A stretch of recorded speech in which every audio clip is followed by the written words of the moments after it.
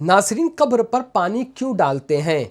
आपने भी देखा होगा कि जब किसी का इंतकाल होता है और जब उसको कब्र में दफन किया जाता है, उसकी कब्र की मिट्टी बराबर कर दी जाती है, तो उसके ऊपर यानी आखिर में बाल्टी से पानी वगैरह का छिड़काव करते हैं या पानी वगैरह डालते हैं। तो ऐसा क्यों करते हैं? इसी तरह आपने ये भी देखा होगा कि जो लोग मुसलमान जुमा को या जुमेरात को अपनी मरहूमीन के कब्रों पर जाते हैं तो वहाँ पर वो पानी वगैरह डालते हैं या पानी वगैरह का छिड़काव करते हैं।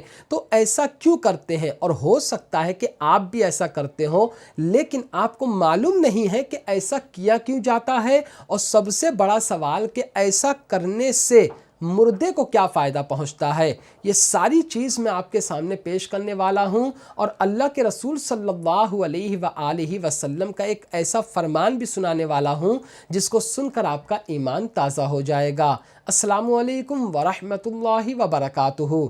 मैं मोहम्मद मुस्लिम रज़ा हशमती, आप देख रहे हैं अस्करी चमन।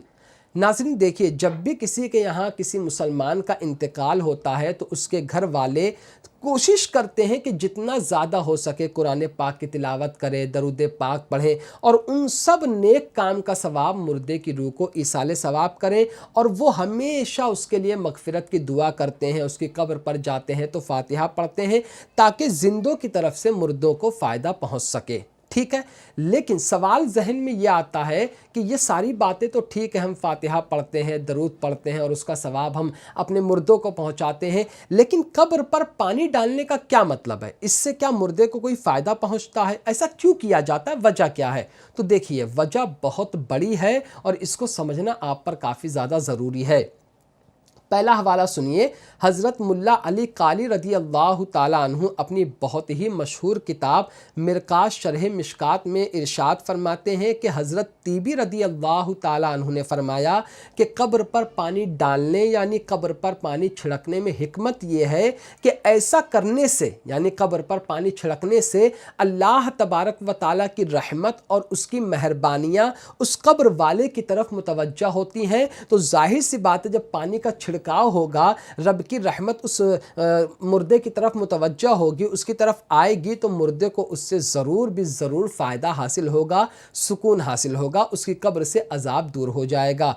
अब मैं आपके सामने अल्लाह के रसूल सल्लल्लाहु अलैहि वसल्लम की एक ऐसी प्यारी दुआ को बयान करने वाला हूँ जिसको सुनने के बाद ये मसला बहुत ज़्यादा क्लियर और वाज़े हो जाएगा।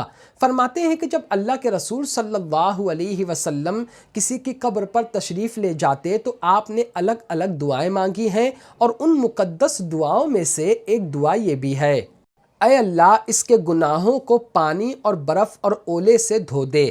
तो इससे पता चलता है कि जब हम कब्र पर पानी डालते हैं तो वो जो पानी डालना है वो हकीकत में अल्लाह तबारक व ताला उस मुर्दे के गुनाहों को माफ़ कर देता है, उसकी ख़ताओं को माफ़ फरमा देता है और उसकी कब्र से अजाब को भी दूर फरमा देता है।